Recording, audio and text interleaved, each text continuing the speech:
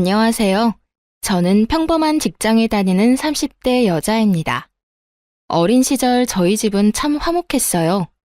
사춘기 시절 반항기조차 미미하게 지나갔을 만큼 애정 가득한 집안이었죠. 그렇게 10년 전 제게 닥친 불운은 너무도 참혹하다고 느껴졌어요. 그날은 여느 날처럼 학원이 끝난 저를 엄마가 데리러 왔어요. 집으로 돌아가는 길 차사고를 당했어요. 정신을 잃기 전 나눈 마지막 대화가 여전히 선명해요. 엄마, 나 너무 아파. 너무 무서워. 지희야, 괜찮아. 괜찮을 거야. 나중에 알고 보니 이웃분께서 사고를 목격해 빠르게 조치를 취해준 덕에 저는 늦지 않게 치료를 받을 수 있었어요. 회복을 위해 한동안 병원에서 지내야 했지만 그건 괜찮았어요. 그러나 저는 정신을 차린 뒤 마냥 안도할 수 없었어요. 왜냐하면 엄마는 이미 세상을 떠난 뒤였으니까요. 그 충격이 너무 커 저는 몸이 회복된 후에도 완만한 생활은 할 수 없었어요. 외상 후 스트레스 장애가 생겨 사고가 나기 전처럼 지낼 수 없었거든요. 저는 차에 올라타기만 해도 온몸에 땀이 송글송글 맺힐 정도로 극도의 긴장감을 느꼈기에 장거리를 차로 이동한다는 건 꿈도 못 꾼 채 지냈어요. 그래도 남은 가족들 덕에 저는 서서히 일상을 찾아갈 수 있었어요. 그리고 엄마를 사고로 떠나보낸 지 7년쯤 되었을 때 예비신랑을 처음 만났답니다. 예비신랑이 이직을 해 제가 다니던 회사에 저의 상사로 입사하게 되었죠. 안녕하세요. 김성훈입니다. 앞으로 잘해봅시다. 네, 최지희입니다. 잘 부탁드려요.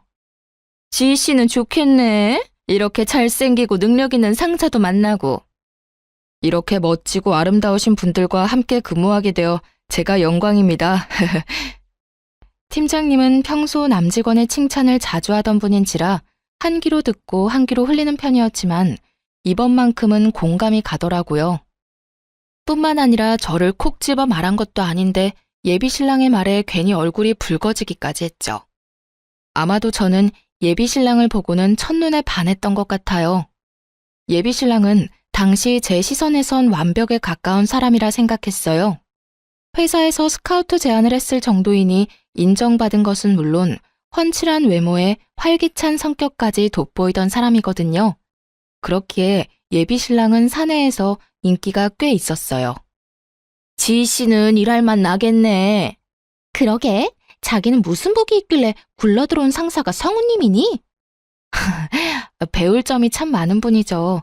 덕분에 전보다 업무 효율이 많이 올랐어요. 하지만 본의 아니게 저는 여직원들의 질투 대상이 되기도 했어요. 제가 눈에 띄는 편은 아니라 근무하면서 단 한 번도 구설에 올라본 적 없는데 예비신랑의 입사 이후 많은 여직원의 입방아에 올랐거든요. 요즘 이 팀 최주임 얼굴에 웃음꽃이 다 폈더라. 난 그런 모습 처음 봐. 패션은 또 어떻고요? 당장이라도 꼬리칠 기세던데요? 성우님이랑 거의 붙어있다시피 하던데 부러워 죽겠어요. 나중에는 그런 구설수가 예비신랑 귀에까지 들어갔어요. 그때부터였던 것 같아요. 유독 적극적인 태도로 저를 대했던 것 말이에요. 자기로 인해 제가 꽃뱀 불려우 같은 꼬리표까지 달게 되었을 때 예비신랑이 저를 대하는 모습이 눈에 띄게 바뀌었거든요. 그런데 그 추문이 계기가 되어 저와 예비신랑은 눈이 맞았고 그렇게 사내 커플로 발전하게 되었어요. 예비신랑과의 인연은 제게 너무도 특별했고 또 소중했어요. 제게 생긴 스트레스 장애가 예비신랑의 노력 덕에 정말 많이 좋아졌거든요.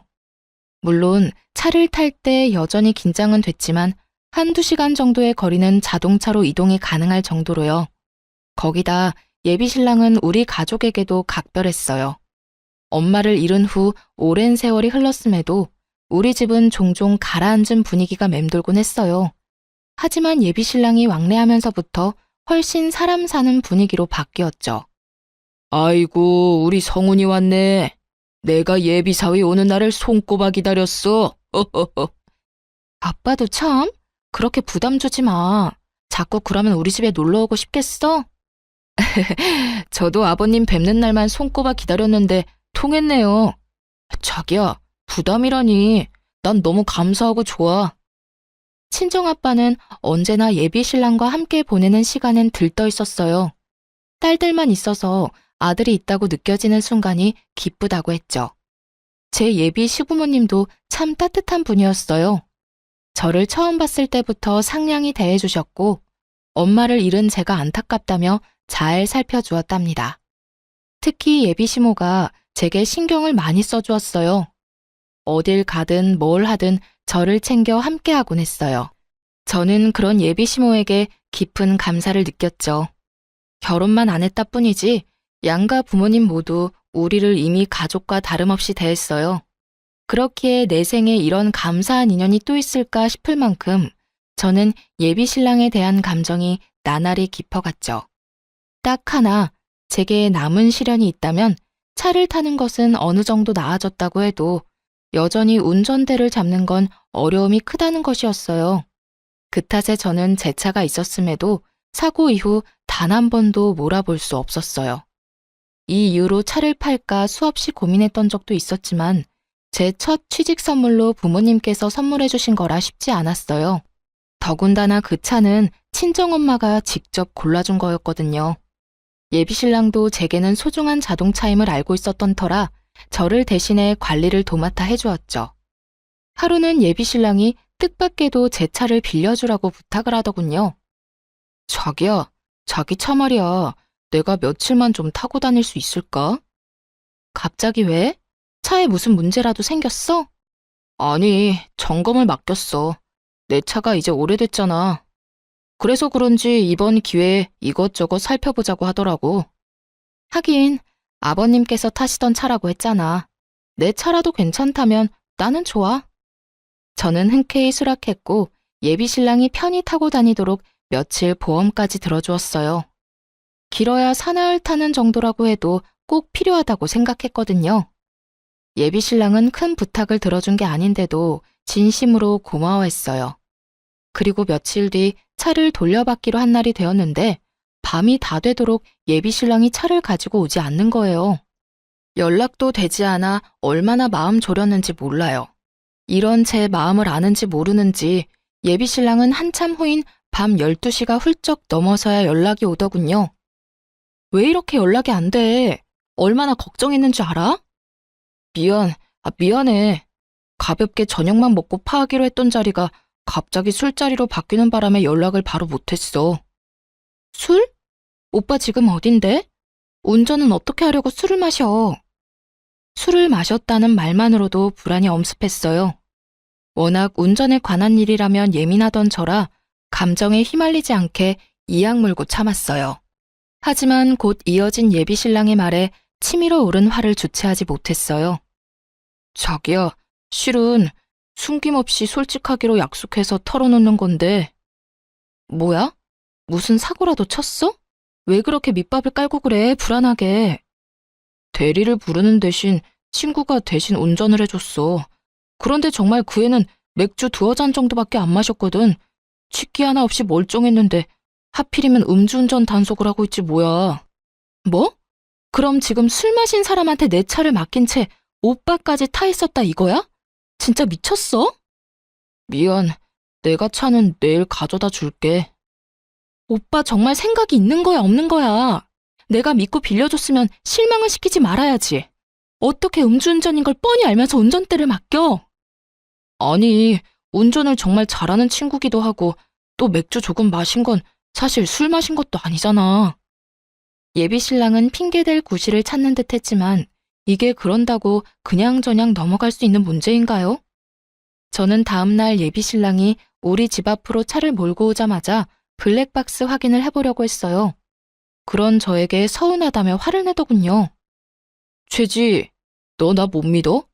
뭘 알고 싶어서 블랙박스까지 확인하겠다는 건데. 못 믿을 행동을 먼저 했잖아.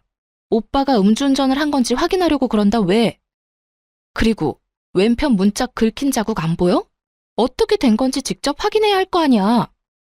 아, 그래. 내 친구가 차 빼다가 조금 긁어먹었다. 내가 수리해 줄게. 그럼 될 일을 왜 이렇게 유난이야? 저는 언성을 높인 예비신랑을 뒤로 한 채 블랙박스를 켜 차를 빌려줬던 날부터 살펴보기 시작했어요. 그리고 곧 또 다른 사실을 알게 되었죠. 예비 신랑이 제 허락도 없이 차를 그 친구에게 빌려주기까지 했더군요.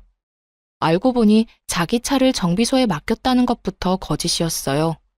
제게 차를 빌릴 구실일 뿐이었던 거예요. 몰래 제 차를 빌려준 것도 모자라 긁어먹고 또 음주운전까지 맡겼던 겁니다. 저는 이 모든 상황에 열이 뻗쳐 예비 신랑을 쥐잡듯 잡아댔어요. 정말 너무하다는 생각 안 들어? 나한테 이 차가 어떤 차인 줄 몰라? 빌려주고 싶거든 오빠 차를 빌려주던가. 거짓말까지 치면서 이랬던 이유가 뭔데? 이러면서 뭐? 유난이라고? 자기야, 내가 미안해. 정말 진심으로 잘못했어. 그러니까 진정하고 이야기하자, 응? 나 무시하고 버린 이 상황에 진정 같은 소리 하고 있네. 일은 능력껏 척척 잘도 하는 사람이 이런 사리 분별도 못하는 게 말이나 돼? 도대체 왜 이러는 건데 왜? 자기야, 무시라니 절대 그런 것 아니야. 그날 제게 용서를 빌겠다며 음주운전을 했던 그 친구까지 제 앞에 데려와서는 다시는 이런 일 없을 거라고 빌더군요. 거기다 둘이서 책임지고 제 차를 수리해 놓겠다고 약속했죠. 물론 그런다 해도 제 화가 쉽게 누그러지진 않았어요. 다만 이번 일을 통해 예비 신랑이 생각을 고쳐먹겠구나 싶었어요. 실로 그날 이후 차에 관련해서는 좀 더 신중하려는 모습을 보여줬어요.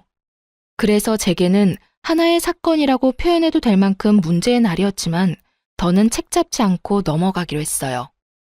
그 후 6개월쯤 지났을 때 저희는 양가 부모님께 결혼 허락을 받았고 얼마 지나지 않아 상견례까지 하게 되었어요. 그렇게 본격적으로 결혼 준비를 하기 시작했죠.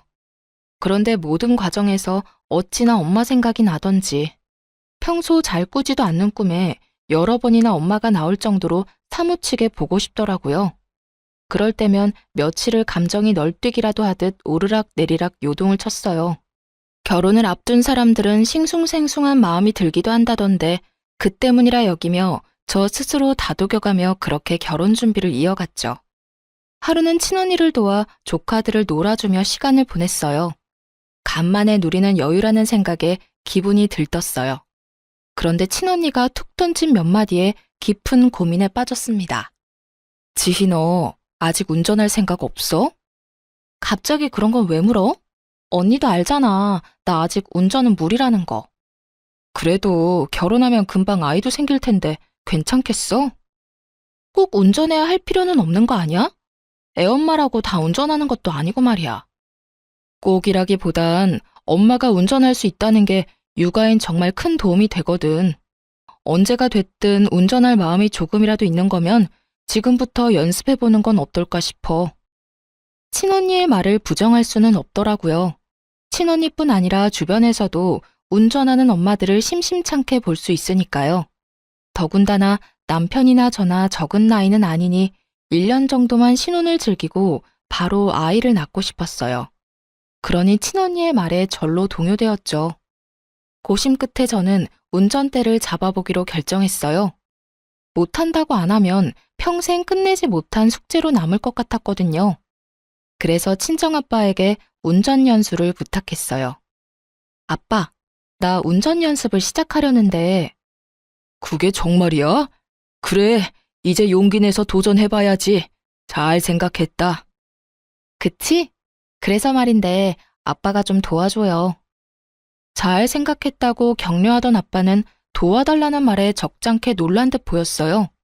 말까지 더듬으며 말을 이었죠. 내가? 전문가한테 배우는 게 어떨까? 안전을 최우선으로 생각해야지.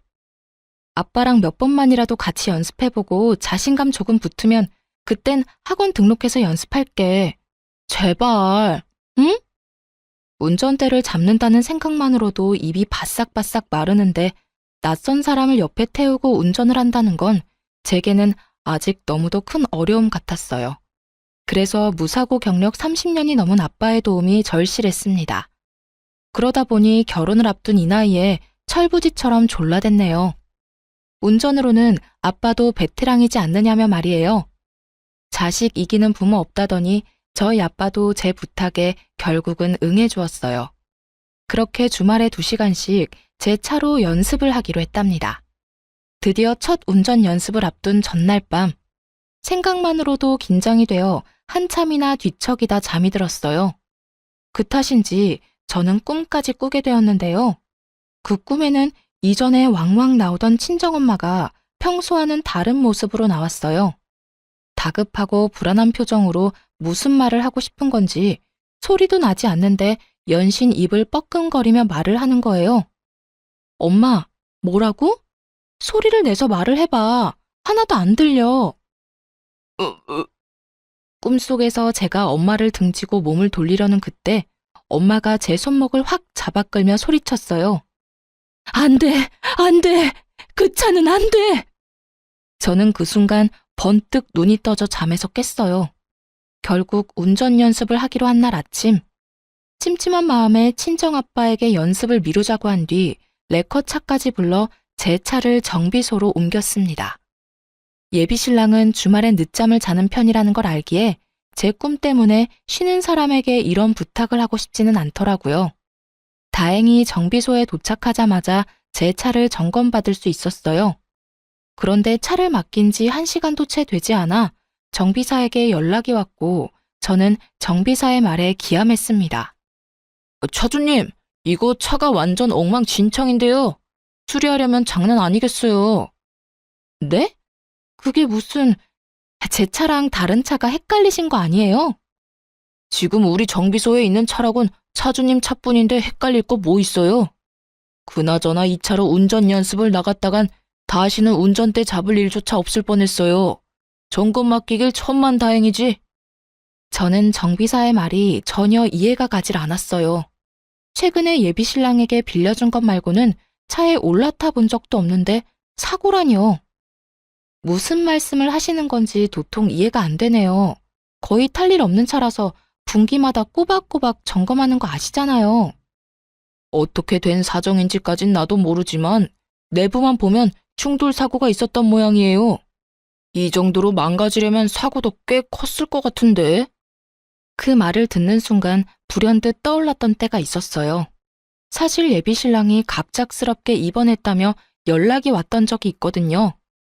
저는 정비사에게 양해를 구해 전화를 끊은 뒤 곧장 예비신랑에게 찾아갔어요. 잠이 덜 깼는지 부스스한 몰골로 현관을 열어주더군요. 저는 그런 예비신랑에게 물었습니다. 오빠, 입원했던 이유가 뭐라고 했었지? 갑자기 찾아와서 무슨 소리를 하는 거야.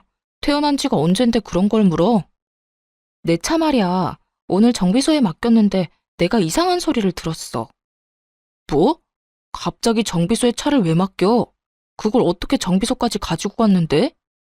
예비신랑은 제 차 얘기가 나오자마자 잠이 번뜩 깨는지 놀란 토끼 눈이 되어서는 묻더라고요.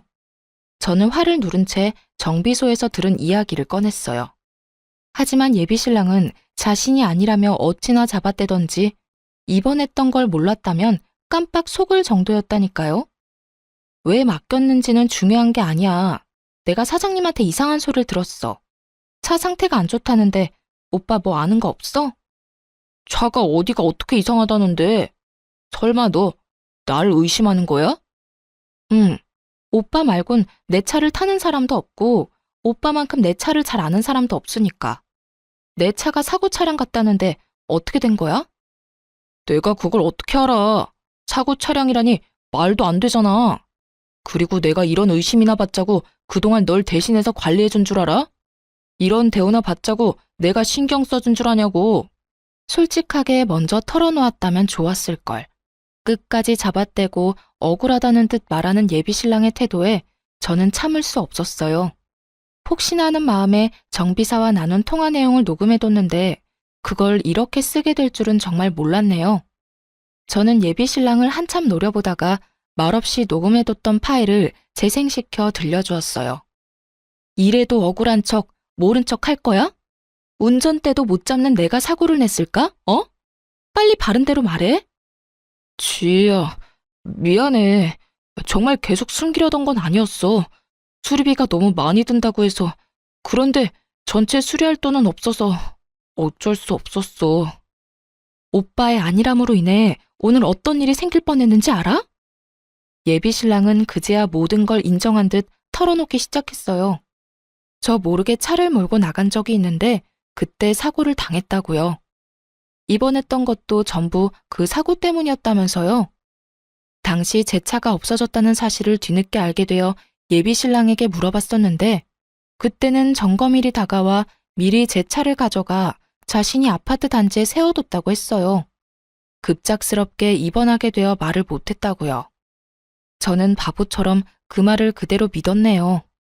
이런 비밀이 숨겨져 있던 건 줄도 모른 채 말이에요. 하지만 여전히 풀리지 않은 의문이 하나 있었어요. 바로 자동차의 외관은 너무도 멀쩡했다는 거죠. 저는 혹시나 하는 마음으로 예비 신랑에게 물었어요. 외관은 평소랑 다를 게 없었어. 그래서 사고가 났을 거란 생각도 못했고. 어떻게 된 거야? 외관만 먼저 수리했어. 다음 달에 보너스 나오면 그때 내부 수리도 할 예정이었고. 너는 운전을 못하니까 그 사이에 무슨 일이 생길 거라는 생각은 못했어. 그러니까 지금 오빠 말은 나를 속이기 위해서 외관 수리만 먼저 했단 거야? 내가 정말 이 일을 끝까지 모를 거라고 생각하고? 진짜 오빠가 나한테 어떻게 이래? 실로 꿈에서 엄마가 나와 차에 대해 암시해주지 않았더라면 이번은 엄마의 뒤를 이어 저와 친정아빠가 상을 치렀을지도 모른다는 생각에까지 이르자 온몸에 소름이 끼쳤어요. 그렇기에 저는 더욱 분노를 참을 수 없었어요. 제가 차를 몰고 나갈 일이 없다고 이런 일을 비밀로 한다는 게 맞는 건가요? 어떤 일이 생겼을 땐 자신이 저지른 일에 대해 솔직히 털어놓고 용서를 구하는 게 먼저 아닌가요? 저는 예비 신랑을 향한 실망감에 언성까지 높이며 화를 냈어요. 그런데 제게 미안함을 내비치던 예비 신랑은 제가 쏟아내는 분노에 얼굴이 점점 굳어갔어요. 그러더니 결국 제게 상처까지 안겨주었습니다. 그러니까 네가 얼마나 놀랐을 줄 아니까 내가 계속 미안하다고 했잖아. 무릎이라도 꿇고 싹싹 빌어야 해? 아니면 계속 내가 네 눈치라도 보고 있어야 해? 그래야 기분이 좀 풀리겠어? 어?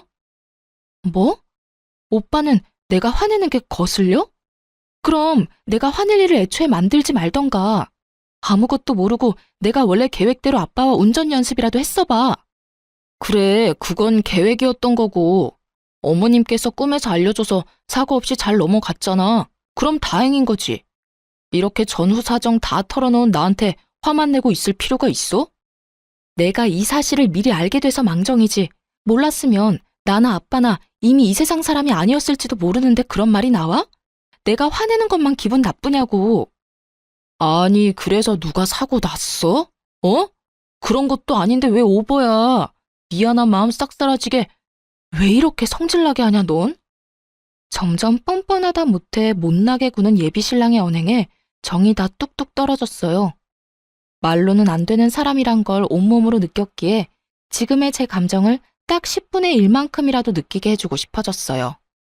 그래서 예비 신랑의 삐까뻔쩍한 차로 다가가 사이드 미러를 아작냈어요.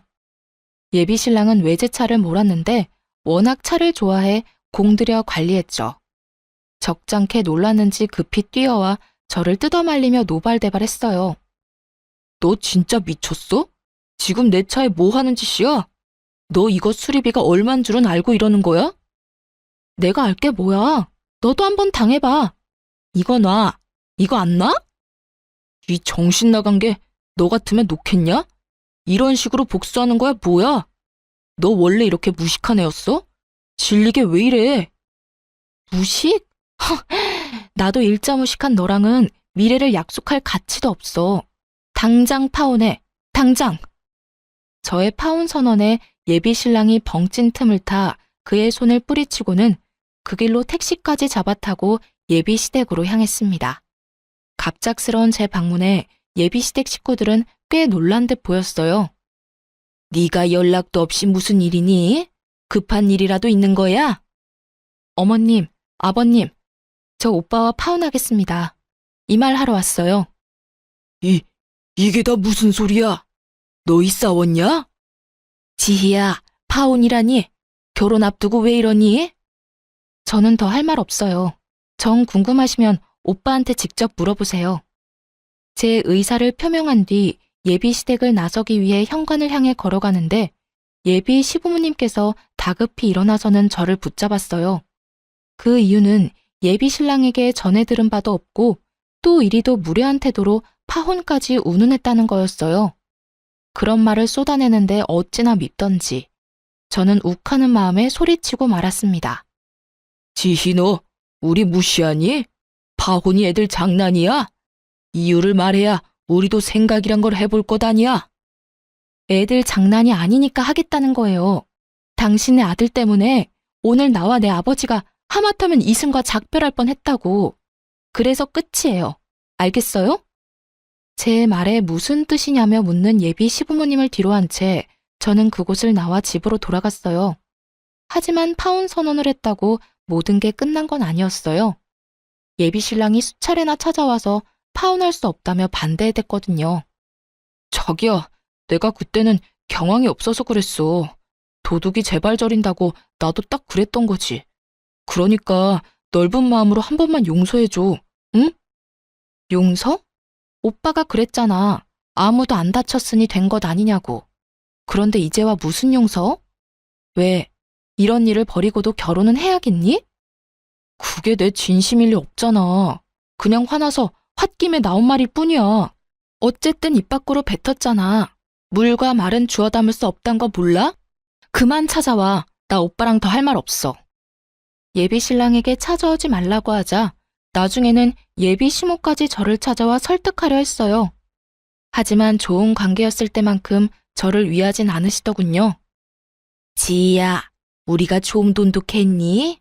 나도 다 이야기 들었어. 네가 얼마나 놀랐겠니? 어떤 마음이었을지 충분히 이해한다. 내가 그 사실 알고 아주 혼쭐을 냈어. 그러니 이만 노여움 풀어주렴. 이게 혼 좀 낸다고 나아지는 문제는 아니잖아요. 어머님, 오빠는 저를 기만했고 그로 인해 큰일을 치를 뻔했어요. 그런 오빠를 제가 뭘 어떻게 믿고 살라는 말씀이세요? 원래 남자들이 철이 좀 없잖니. 다른 남자들이라고 안 그러는 게 아니란 말이야. 그리고 청첩장까지 다 돌린 이 시점에서 돌연 파혼이라니. 그건 하객들에 대한 예의가 아니지. 또 네 사사로운 감정 하나 맞춰주겠다고 우리 집안이 개망신 당할 순 없지 않니? 저는 망신을 운운하며 한 말에 열이 확 받았어요. 그런데 맞받아치려는 순간 이런 생각이 들더라고요. 진정한 망신이 뭔지 아직 모르는구나 하는 생각이요. 저는 진짜 망신이 어떤 건지 톡톡히 알려주고 싶어졌어요. 또 제가 원하는 대로 파혼해주지 않은 걸 후회하도록 만들고 싶었어요. 그래서 생각할 시간이 필요하다고 예비 시모를 돌려보냈고 며칠 뒤 예비 시댁을 찾아가 파혼을 무르겠다고 말했어요. 우스운 건 저를 설득하겠다며 찾아왔을 땐 할 말 안 할 말 가리지 않고 다 했으면서 막상 파혼하지 않겠다고 하니 그제야 제 눈치를 살살 보더군요. 그뿐일까요? 제 끼니까지 그렇게도 살뜰히 챙겨주더라니까요. 샐러드를 종류별로 대령하는데 그 꼴이 참 우스울 정도였어요. 덕분에 편하게 끼니를 챙기며 덤으로 다이어트까지 했네요. 그렇게 2주라는 시간이 더 흐르고 결혼식 당일, 저는 일찍이 예식 준비를 시작했어요. 예비 신랑은 자기들 계획대로 흘러간다는 생각에 기분이 좋은지 준비하는 내내 싱글벙글이더군요. 자기야, 오늘 너무 예쁘다. 우리가 이제 부부라니 우리 정말 잘 살자. 내가 잘할게. 그래. 저와 예비 신랑의 준비가 얼추 끝나갈 즈음 양가 식구들도 식장에 도착했어요. 예비 시부모님은 파혼 이야기는 없었던 듯 조금의 어색함도 없이 친정아빠와 인사를 나누더군요. 그러고는 제게와 너무 예쁘다며 입바른 소리를 하는데 어찌나 가증스럽게 느껴졌는지 몰라요. 하지만 애써 그런 생각을 지우며 웃음 띤 얼굴로 반겼어요. 제게 특별한 이날 미리 초칠 수 없으니까요. 드디어 하객들이 하나 둘 예식장에 오기 시작했어요. 예비 신랑과 시댁 식구는 정신없이 하객들을 맞이했죠. 시간이 꽤 흐르고 신랑 측 하객이 붐비기 시작하니 수군대는 소리가 점점 커졌어요. 신부 측 하객은 저게 다야? 이렇게까지 없을 수 있나? 가족만 온다고 해도 이렇게 텅 비진 않을 텐데 말이야. 특이하네. 이 수군거림을 들은 예비 신랑과 예비 시부모님은 그제야 뭔가 쎄한 기운을 느끼고는 예식장을 번갈아 살피더니 제가 있는 신부 대기실로 다급히 들어왔어요. 자기야, 자기 청첩장 다 돌렸지?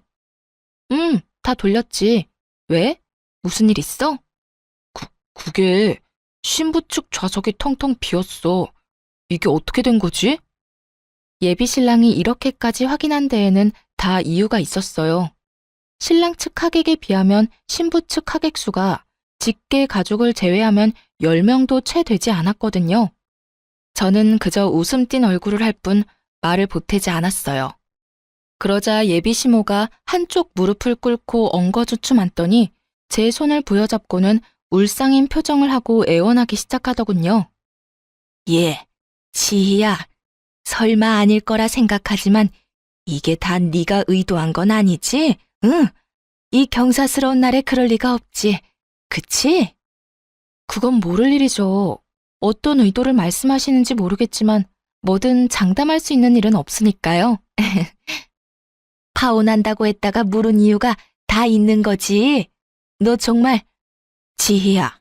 무슨 생각을 하던 그건 아니야.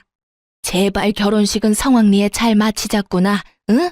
예식 끝나고 후에 상의를 해도 늦지 않잖니. 엄마, 뭔 소리야 그게. 좀 알아먹게 말을 해봐. 뭘 예식 끝나고 상의한다는 건데? 상황 파악이 안 되면 입 다물고 꿇어. 지희야, 아가, 제발 예식을 망치지 말아다오. 이렇게 부탁할게. 우리 체면 좀 지켜주렴. 예비 신랑까지 제 앞에 무릎 꿇자 사회자가 예식의 시작을 알렸어요. 하지만 예비 시모는 제 대답을 기다리는지 일어날 생각이 없어 보였죠. 그래서 저는 여전히 웃음 띤 얼굴을 유지한 채 대답했어요. 어머님, 괜한 걱정 마시고 일어나세요. 어머님 말씀대로 성황리에 잘 맞춰요, 우리. 그래, 고맙다, 지희야. 고마워. 그럼 난 너만 믿고 먼저 식장에 들어가마. 제 말에 안심이 됐는지 예비 시모는 예비 시부와 함께 호란으로 향했어요. 예비 신랑은 도대체 무슨 상황인 줄 모르겠다며 고개를 절레절레 흔들더니 곧 직원의 안내에 따라 자신의 위치로 돌아갔죠. 그렇게 모든 준비가 끝나고 제 파혼식은 시작되었습니다. 결혼식 순서에 맞춰 저는 순순히 응했어요. 그리고 신랑 신부의 혼인 서약 순서, 신랑은 씩씩하게도 서약서를 낭독하더군요. 곧 제 차례가 되었고 저는 혼인 서약 대신 파혼 선언을 했어요. 이 자리를 빌려 꼭 하고 싶은 말이 있습니다. 저는 제 연인인 성훈 씨와 파혼하고자 합니다. 자기야, 이게 무슨 소리야? 뭐 하는 거야? 얼마 전 저는 파혼을 하겠다는 의사를 밝혔지만 어머님께서 결혼 소식을 알린 상태에서 파혼 소식을 전하는 건 개망신이라며 극구 반대하셨습니다. 그래서 성훈 씨 가족들을 대신해 제가 직접 이 자리에서 표명합니다. 말을 마친 저는 예비 신랑의 뺨을 내리치는 것으로 피날레를 장식했습니다. 제 파혼 발표에 예비 시댁 식구들은 사색이 되었어요. 뒤늦게 정신 차린 예비 시모는 뭔가 잘못된 거라며 고래고래 소리쳤지만 신랑 측 하객들은 하나 둘 자리를 떴어요. 예비 시모는 이럴 순 없다며 땅을 치며 한탄했지만 이미 늦은 후였죠. 저는 그 사이 예비 신랑에게 예식 비용 청구서까지 집어던지고는 유유히 예식장을 나왔네요. 사실 예비 시부모에게 파혼하지 않겠다고 이야기한 날 오전, 저는 모든 하객에게 파혼하게 되어 결혼식이 무산되었음을 미리 알렸어요. 그 후 정말 친한 친구에게만 파혼식에 자리를 좀 채워달라고 부탁했던 거였어요. 그래야 모양새가 그럴싸할 테니까요. 홀가분한 마음으로 집에 돌아오니 그제야 전화가 불나게 왔어요. 하지만 저는 가족들에게 상황을 알리고 전원을 꺼버렸어요. 그러자 다음날 전 남친은 저의 집까지 찾아왔더군요. 문을 열지 않으면 부수고 들어올 기세로 제 이름을 고래고래 부르며 행패를 부렸어요. 저는 이제 정말 관계의 종지부를 찍기 위해 맞섰죠. 남의 집에 찾아와서 곱게 기다릴 것이지 왜 무식하게 행패야 행패는. 내가 오빠 무서워서 문 걸어 잠그고 모르쇠 할까봐? 야, 내가 그렇게 비위 맞추면서 잘해줬는데 결혼식을 그딴 식으로 망쳤어야 했냐? 네 막장 연극 때문에 우리 가족은 창피해서 이제 어디 다닐 수가 없게 생겼다고. 알아? 그러게. 내가 우리 관계 끝이라고 파혼하자 할 때 인정하고 좋게 끝냈으면 그런 일도 없었겠지. 오빠도 오빠네 식구도 나를 쥐락펴락하려다 그 꼴 난 거라는 걸 아직도 몰라? 너 내가 명예훼손으로 신고할 거야. 어디 언제까지 큰 소리 칠 수 있는지 한번 보자고. 어디 할 수 있으면 해봐. 나도 오빠 손괴죄로 고소하면 그만이야. 맞고소 당하고 싶으면 해봐. 해보자고. 뭐? 손괴죄? 타지도 못하는 차 좀 망가진 걸로 찌질하게 왜 이래 진짜. 그깟 차 수리비 주면 될 거 아니야 주면. 내가 저번에도 말했지. 보너스 나오면 고쳐준다고. 괜히 트집 잡을 거 없으니까 차 들먹이는 거 누가 모를 줄 아냐? 전 남친은 제가 맞고소 이야기를 하고부터 분개해서는 입에 담기 거북한 말들까지 쏟아냈어요. 하지만 저는 아랑곳하지 않고 태연스럽게 말했어요. 차 들먹인다는 소리에서 하는 말인데 10년 전에 지금 같은 교통법이 있었다면 너 같은 자식은 방조죄로 처벌받았을 텐데 참 아쉬워. 그치? 그건 또 무슨 말도 안 되는 소리야? 내가 방조죄로 처벌받을 일이 뭐 있다고 정신 나간 소리까지 짓거리는 건데 너 진짜 돌았냐? 제 말의 의미를 모른 채 광분에서는 오만상을 하고 난리를 쳤어요. 저는 그런 전남친의 꼴 같자는 모습을 봐줄 수 없더군요. 그래서 조용히 핸드폰을 꺼내들고는 한 파일을 재생시켰어요. 금방이라도 저를 어떻게 할 것처럼 위협적이던 표정과 행동이 일순간 사그라들더니 곧 전남친의 낯빛이 창백해졌어요. 네가 이걸 어떻게 가지고 있어? 세상에 평생 가는 비밀이 어딨겠어. 이래서 나쁜 짓 하고 못 사는 거야. 결국 이렇게 다 들통나니까. 그 녹음 파일은 10년 전 엄마와 제가 타고 있던 차가 사고 났을 당시 나오지 않았던 증거자료이자 교통사고를 낸 가해자의 대화가 담긴 파일이었어요. 제가 어떻게 이 자료를 가지고 있었냐고요? 어쩌면 이 모든 게 하늘의 뜻이었을지 몰라요. 사실 결혼식 당일 아주 이른 시간 저를 찾아온 사람이 있었어요. 그 사람은 바로 교통사고를 낸 가해자였습니다. 그 사람은 긴 세월 한 진실을 숨긴 채 살아왔더군요. 그리고 그 진실을 돌고 돌아 10년 만에 알게 되었네요. 그 사람은 제 전남친과 절친이었던 친구이자 또 그 사고로 인해 절교까지 하게 된 사이였다는 걸요. 전남친의 친구는 예식 준비를 하는 제게 전남친이 없는 틈을 타 다가와서는 대뜸 이렇게 말했어요. 혹시 오래도록 한 번호만 쓰고 있는 게 맞다면 곧 파일 하나를 받아보게 될 거예요. 부디 꼭 예식장에 들어가기 전에 확인하시고 이 결혼에 대해 심사숙고해 보길 바래요. 그러고는 제가 무슨 말을 하기도 전에 호련히 사라졌어요. 정말 그 사람의 말처럼 곧 문자로 파일 하나가 왔고 저는 화장실을 핑계로 짬을 만들어 파일을 확인했어요. 아주 낯익은 전남친의 목소리와 낯선 목소리가 번갈아 흘러나왔죠. 성훈이 너 정말 그 여자랑 결혼까지 할 작정이야? 무슨 질문이 그러냐? 내 결혼 계획에 문제라도 있는 것처럼? 너랑 교제하고 있는 그 여자 10년 전 우리가 낸 교통사고 피해자 중 한 명이잖아. 그 여자는 이 사실을 알고는 있어? 야, 알고 있으면 우리가 연애를 어떻게 하냐? 너 어디 가서 이런 말 하지 마라. 알겠냐? 그리고 우리라니 난 그냥 네 옆에 앉아 있었을 뿐이잖아. 말 조심해. 야, 말은 똑바로 해야지. 그때 네가 장난친다고 핸들을 오른쪽으로 잡아당기는 바람에 충돌한 거 잊었어? 평생 죄스러운 마음으로 살아도 모자랄 판국에 그 여자랑 결혼이라니. 정말 사랑해서 결혼하려는 건 맞아? 성훈이 너 도대체 무슨 생각인 거야? 이 맹추 같은 게. 넌 이 나이 먹도록 사랑 타령이냐? 걔 엄마 앞으로 돈이 꽤 나왔는데 자식들한테 그 돈을 분배해줬더라고. 근데 내 여친이 재테크로는 기가 막히거든. 벌써 그 나이에 재테크로 모은 돈이 장난 아니야. 그러니 내가 과거 운운할 여유가 있겠냐? 무슨 수를 써서든 잡아서 내 옆에 앉혀놔야지. 내 여친이 곧 내 노후인데.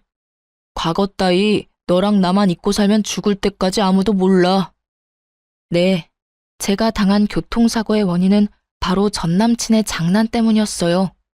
핸들만 당기지 않았어도 아찔한 상황이 생겼을지 몰라도 제 엄마의 목숨까지 앗아가는 큰 사고는 면했을지도 모를 일이었던 거죠.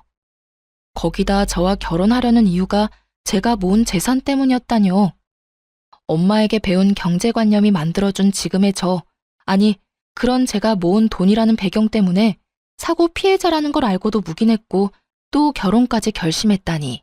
전 남친은 제가 만난 사람 중 가장 사악하고 끔찍한 악마처럼 보였어요. 그래서 그 자리에서 전 남친의 멱살을 잡아채 막무가내로 흔들며 난리를 쳤죠. 넌 사람도 아니야, 이 자식아. 어떻게 네가 동승했던 차에 치인 피해자라는 사실을 알고도 여태 모른 척하고 나와 내 가족을 속일 수 있어? 이건 오해야. 아니, 모함이라고. 내가 저런 말을 했을 리 없잖아. 그럼 오빠 목소리와 똑같이 흘러나오는 저 사람은 뭔데? 뭐냐고. 아니라고 부인을 하려거든 좀 정성스럽게라도 하던가. 저는 한참을 전 남친에게 막말을 퍼부었어요. 그래도 분이 풀리지 않아 친정 식구와 전 예비 시모에게 꼭 밝힐 일이 있으니 당장 제 집으로 와달라 연락까지 했어요. 친정아빠와 전 예비 시댁은 다 근거리였던 터라 모두 한 곳에 모이는 데까지 시간은 얼마 걸리지 않았어요. 전 예비 시모는 불쾌함을 드러내며 격양된 목소리로 저를 채근했죠. 네가 말한 밝힐 일이란 게 뭐냐? 피차 얼굴 마주하고 있을 사이는 아니니 빨리 하고 끝내. 그리고 넌 내가 가만 안 둘 테니까 각오하는 게 좋을 거야. 저는 전 남친의 만류에도 곧바로 녹음 파일을 틀었어요. 10년 전 사고를 알고도 모른 척 저와 결혼하려던 사실이 모두에게 밝혀지자 친정아빠는 분노에 전 남친의 멱살을 잡고 얼굴을 수도 없이 내리쳤어요. 잔뜩 겁에 질린 전 남친은 그제야 제 앞에 무릎을 꿇었죠. 그리고 전 예비 시모도 더 설 자리가 없게 되자 그제서야 우리 가족에게 굴복해 그들은 하루 꼬박 손이 발이 되도록 싹싹 빌어댔어요.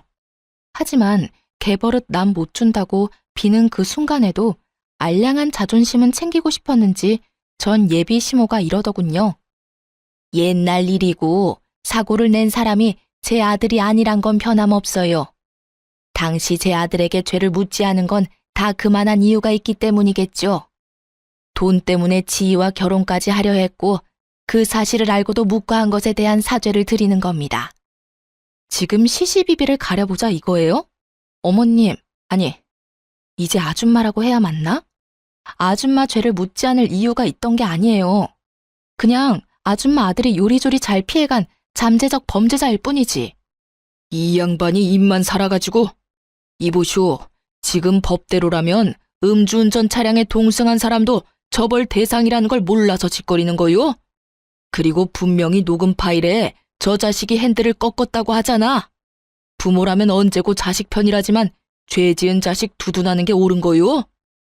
남의 귀한 자식 범죄자 취급하지 마세요. 살면서 사소한 잘못도 안 하고 사는 사람이 있답니까? 그리고 벌써 공소시효도 지난 옛날 일로 왜 이렇게 구차하게 구는 건지 돈 보고 비밀을 숨긴 것은 인정하지만 그날의 일은 그만 끄집어내셔요. 아, 그럼 아줌마, 이건 어때요? 당신 아들이 몰래 끌고 나가 아작낸 제 차, 사고 났던 거 숨기려고 겉만 번지르르하게 고쳐놨잖아요. 이건 어떻게 하실 건데요? 이 사람은 보너스 나오면 고쳐준다고는 했지만 파혼까지 한 마당에 제가 그 말을 어떻게 믿어요? 그냥 깔끔하게 법대로 해요. 이전에 처벌받지 못한 거 덮어두고 새로운 죄목으로 법의 심판을 받으면 되겠네요. 그건 우리가 당장이라도 변상할게. 지희야, 법이라는 게 합의가 되지 않았을 때 필요한 거잖니? 너만 괜찮다면 우리가 주마. 새 차를 바꾼다면 그 값만큼 전부 줄게. 제발 다 끝난 마당에 지저분하게 헤어지지 말아주렴, 응? 제가 지금 수리비가 없어서 이래요? 그 차는 제게 정말 소중하다고요. 10년 전 떠나보낸 엄마와의 추억이 깃든 거라고요. 그런데 당신 아들이 다 엉망으로 만들었다고. 그걸 책임지란 말이야, 그걸. 미안하다. 그건 정말 미안해. 내가 어떻게 해주면 되겠니? 법적으로 하겠다고 무섭게 굴지만 말아주렴. 부탁이야. 내 아들 파혼까지 당한 마당에 더 꼬이게 할 순 없잖니? 그제야 전 예비 시모는 파혼당한 것을 순순히 인정했어요. 더 문제 삼지 못한 것 뿐이겠지만요. 그리고 더 나아가 전 남친이 망가뜨린 제 차에 대해 기존 수리비의 5배의 비용을 물어줘야 했어요. 제가 법대로 하자고 할까봐 먼저 발벗고 나서기까지 하더라고요. 법적 다툼만은 봐달라며 애원하면서 각서까지 썼으니 말이에요. 겉모습만으로는 상대를 파악하기 어렵다는데 훤칠하고 능력 있는 전 남친의 모습에 빠져 이사달이 날 때까지 콩깍지가 씌었었구나 하는 생각마저 드네요. 지금은 파혼한 지 1년 반이라는 시간이 훌쩍 지났어요. 1년 전만 해도 전 남친의 소식이 심심찮게 들렸답니다. 우리의 파혼을 계기로 동창들 사이에서 돈 보고 결혼하려다 덜미가 잡힌 파렴치한이 된 듯 하더라고요. 제게까지 그 소문이 전해진 걸 보면 아마 전 남친은 동창회에는 얼굴 들고 다니진 못하지 싶어요. 그 소식을 마지막으로 전 남친에 관한 소식은 끊겼어요. 다시는 마주칠 일이 없길 바랄 뿐이죠. 꽤 긴 시간이 흐른 지금 저는 운전을 꽤 잘하게 되었어요. 파혼 사건을 계기로 엄마가 늘 우리 가족을 곁에서 살펴주고 있다는 것을 실감하게 되어 용기가 많이 났거든요. 제 첫 차였던 사고 차량도 잘 처분했어요. 수리비로 받게 된 비용으로 더 좋고 안전한 차로 바꾸게 되었거든요. 제 결혼은 찬란하지 못하고 끝이 났지만 그 덕에 저는 더욱 윤택한 삶을 살 수 있게 된 것 같아요. 내쳐야 하는 사람을 바로 알고 저를 위한 삶으로 채워갈 수 있게 되었으니까요. 비록 쉽게 잊혀질 기억이 아니지만 결혼에 대한 부정적인 생각이 들거나 하진 않아요. 그렇기에 언젠가 정말 선한 사람을 만나 사랑을 하게 된다면 제 부모님이 아름다운 사랑을 나눴던 것처럼 저도 그런 깊이 있는 사랑을 하고 행복한 가정을 이룰 거예요. 마지막으로 하늘에서 지켜보고 있을 엄마와 먼 훗날 재회를 하게 되었을 때 엄마 덕에 내 삶은 평안했다고 고맙다고 말해주고 싶네요. 그럼 시청자분들의 안녕을 기원하며 이만 마칩니다. 긴 사연 들어주셔서 너무 감사합니다.